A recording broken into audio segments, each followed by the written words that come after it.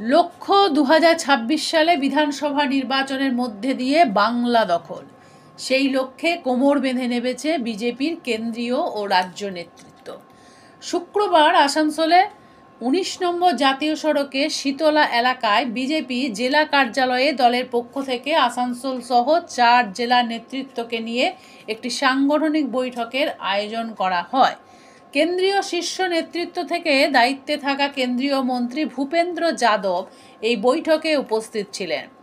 এই বৈঠকে সংগঠনকে শক্তিশালী করা এবং আসন্ন বঙ্গ বিধানসভা নির্বাচনে এই 4টি জেলায় দলকে আরও শক্তিশালী করার বিষয়ে আলোচনা করা হয়।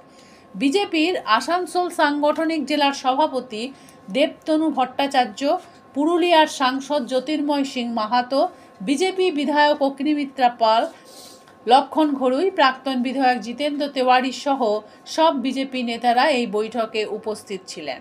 পরে সাংসদ জ্যোতির্ময় সিং মাহাতো বলেন, দলের 4টি জেলার সাংগঠনিক বিষয় নিয়ে আলোচনা করা হয়েছে। কেন্দ্রীয় নেতৃত্বের নির্দেশে কেন্দ্রীয় মন্ত্রী আমাদেরকে জানিয়েছেন, সাংসদের দাবি দল এই 4টি জেলার সব বিধানসভাতে তো জিতবে, পাশাপাশি 26-এর নির্বাচনে সংখ্যাগরিষ্ঠতা নিয়ে বাংলায় ক্ষমতায় আসবে।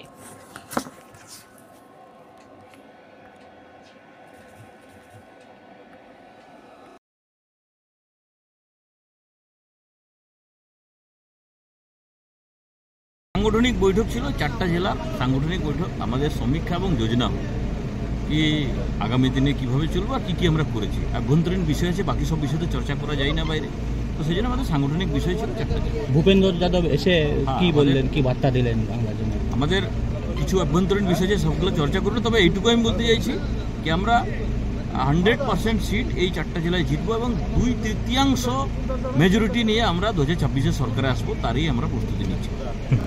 যে বিল সেটা রাজ্য সরকার মেনে নিয়েছে এবং পোর্টালে কেন্দ্রের যে ওয়াকফ বিল সেটা মেনে নিয়েছে এবং রাজ্য সেন্ট্রাল পোর্টালে সেটা তুলবে, সেটা তারা জানিয়েছে।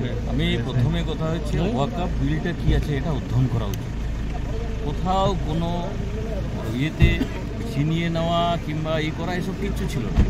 ওয়াকফ বিল একদম সাধারণভাবে করা আছে, যাতে দুস্থ সামান্য মুসলিম পরিবারের যারা ওই বিধবা কিংবা যে ডিভোর্স নিয়ে আছে কিংবা অনাথ যে বাচ্চা আছে তাদের চ্যারিটির জন্য কিছু সুযোগ সুবিধা করে দেওয়া, আর তাছাড়া কোনো কিছু ওয়াকফে কোনো পরিবর্তন ছিল না। সেটাকে এমনভাবে একটা প্রচার প্রসার করা হচ্ছিল কি যেমন মানে বিশাল কিছু হয়ে গেছে। আমরা যদি দেখি তাহলে এই ওয়াকফে আপনার যে বোর্ড আছে সেই বোর্ডের যারা যারা যুক্ত আছে এমন বহু লোক আছে যারা মানে আপনার ধরুন বিঘার পর বিঘা জমি দখল করে রেখেছে।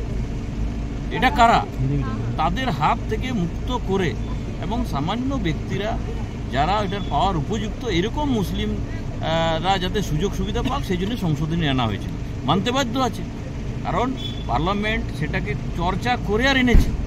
পার্লামেন্টে সবাই ভাগ নিয়েছিল এবং সেখানে চর্চা করে ভোটাভুটির মাধ্যমে এসেছে। এটা নতুন কোনো বিষয় নেই। এটাকে কি আছে, শুধুমাত্র ভোট ব্যাংকের স্বার্থে মমতা ব্যানার্জি অ্যান্ড কোম্পানি সেটাকে অপপ্রচার করছিল, যেটা মানুষ মেনে নেয়নি এবং তাকে নিজেও বাধ্য হলো মানতে থাকছে। আজকে